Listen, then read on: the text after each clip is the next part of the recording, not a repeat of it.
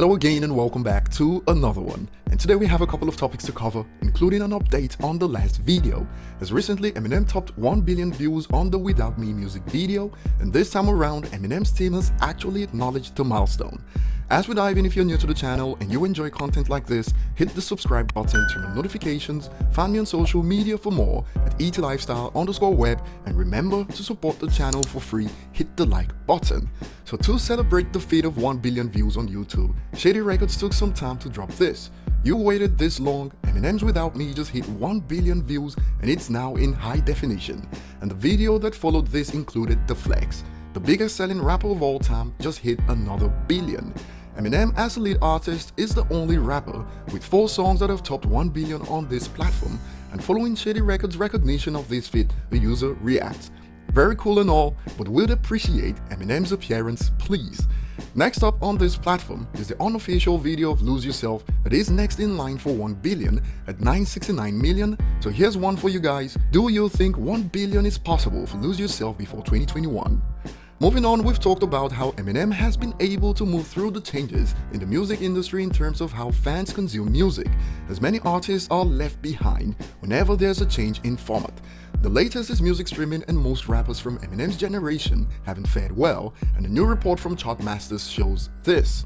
They compiled the top 60 biggest Spotify album debuts, and all of Eminem's albums released since music streaming took over made the list, including one entry from Lil Wayne, and this made both artists the only rappers from the 90s to appear in the top 60. Eminem's 3 releases in this era ranks as Kamikaze at 16 with 237 million streams first week, Music to be Murdered By at 18 with 226.7 million, and Revival at 38 with 142 million. Lil Wayne's Carter 5 came in at number 17 with 226.9 million streams, and that's it for rappers pre-2000. And the top 5 accurately reflects artists that hit their prime in the streaming era. Drake at number 1, Post Malone at 2 and 3, Ed Sheeran at 4, and Ariana Grande at 5. Of these artists that hit their prime in this streaming era, it's important to highlight that 2 Drake and Ariana Grande released projects in 2020 that debuted with less first week streams than Eminem's Music to be Murdered By, which is mind-blowing since Eminem debuted long before streaming took over. Chartmasters added this to the report. Spoiler: Drake, Ariana Grande, and Eminem have at least 3 entries each, which got this reaction, and Eminem debuted 20 years ago. What a legend. We have more on Eminem's manager reacting to an article about Eminem's cult classic, but before we get to that, 50 Cent recently slammed T.I. for quote-unquote running his mouth in regards to what was believed to be about the events that took Von after a confrontation in Atlanta, and T.I. posted this on social media.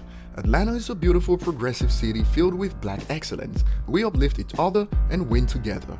Stop coming here to end each other. That drama is played out, signed management. T.I. posted this with the caption, "Handle your beefs in your city. Thanks in advance, signed King." And here are some popular responses to T.I.'s post before 50 reacted. "What Atlanta you stay in?" Another one, "King of what though?" Laughing emoji. And 50 shared a picture in response with the caption, "Hey T.I., you gotta chill. You bugging for saying anything. They got casualties, this is real. I don't know what you was thinking, but rethink it now. They are hurting, they love that boy, he was a way out. I bet you don't even realize they will end you for what you said. What hood you from again? Come on now, it's quiet time." One of the popular reactions to 50's post states, "You know you've been talking too much if 50 tells you to shut the hell up." Many seem to agree with 50 on this. Another one, "I wasn't raised in no hardcore hood, but I know to shut up, it's just common decency." And it looks like 50 won some over with this one. "This is the first time I've agreed with you all year." Following these responses, T.I. has now clarified what he meant with the initial post and claims it had nothing to do with Von. "I don't speak ill of my allies. My last post had nothing to do with Von. You're grossly mistaken. I have no motive or intention to do harm or malice to cats I'm cool with. My family's heart goes out to them, and I've expressed this to the people in his life that matter the most in this situation. That's all I'm concerned with." Not everyone is buying this, as shown by popular replies like this. "You knew exactly who you was talking about." Another one, "You know damn well you were talking about the Von situation, stop the cap." Another user reiterates 50's advice.